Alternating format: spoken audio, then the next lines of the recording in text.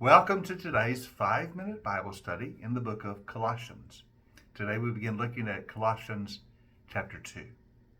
Now you recall from yesterday's session that as we wrapped up chapter 1, Paul had made the comment that his ministry was to proclaim Jesus. It's all about Jesus.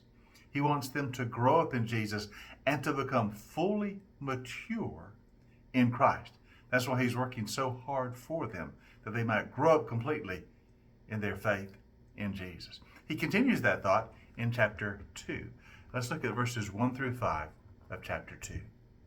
I want you to know how hard I am contending for you and for those at Laodicea, for all who have not met me personally.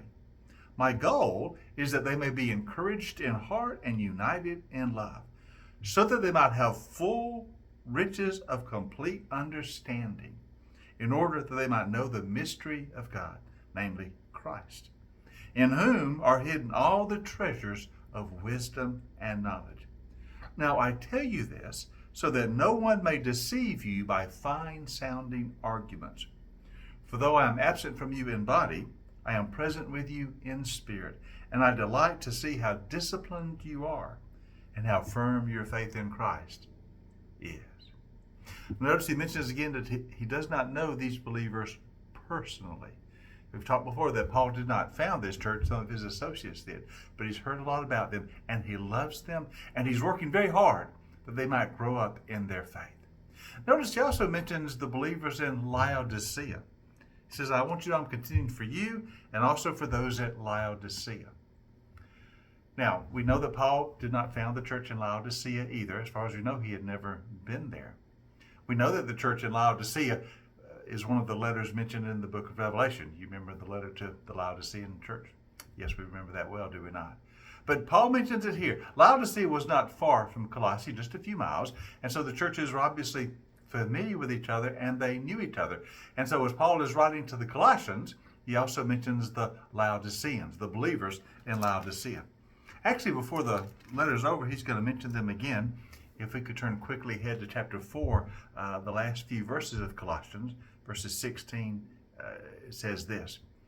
After this letter has been read to you, this letter of Colossians, see that it is also read in the church of the Laodiceans, and that you in turn read the letter from Laodicea. So he instructs them that after you've read this letter, send a copy of it to the Laodicean church, that they might read it and benefit from it too. And also make sure they send a copy of their letter to you. Now, there's a letter we don't have. We don't have a record of the letter that Paul sent to the Laodicean church, but obviously he had sent one, and he wants it to be read in Colossae as well. It's interesting, all the letters of Paul are not preserved for us, but some of them are. And it's just interesting that the Laodicean letter is mentioned here. I just thought that was interesting. But anyway, he wants them to know, both the Colossian believers and the Laodicean believers, he's working very hard for them. And again, he mentions the mystery. He says, I want you to know the mystery of God, that is, namely Christ. In other words, the full plan of God in salvation has been revealed in Jesus. All that was in the Old Testament, prepared for, pointed to, got us ready for the day when Jesus would come, and the wonder of salvation would be revealed. That's the mystery. It was not fully understood in the Old Testament, but now it's fully realized in Jesus. And he says, I want you to understand the fullness of all that Christ has done for us. He says, I want to be sure you're not led astray by fine-sounding arguments. Once again, he is mentioning that false teaching that has infiltrated the church in Colossae. We've referred to it before as the Colossian heresy. He mentions it again. They sound very sophisticated, high-sounding arguments, but they're not based in Jesus, and therefore their arguments and their teaching and their heresy must be rejected.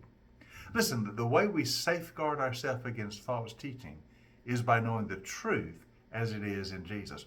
When we know who Jesus is, we're safeguarded against false teaching. When we are grounded in our trust in who Jesus truly is, then we are protected against false teaching. That's why Paul is working so hard for them. I want you to grow up in Christ, to know him well, to have your faith develop in him, and that prevents you from being led astray by false teaching. Notice how he ends this paragraph, verse 5, it said, I'm so delighted that you are disciplined in your faith and you are firm in your faith. You're holding on to Jesus. Stand on the foundation, who is Christ. Stand firmly in your faith in him and you will be well guarded.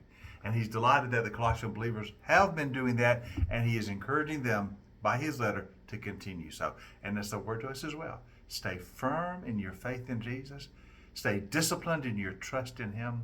Know who Jesus is so you're not led astray by false teaching. Join us tomorrow as we continue looking at chapter 2 in our 5-minute Bible study in the book of Colossians.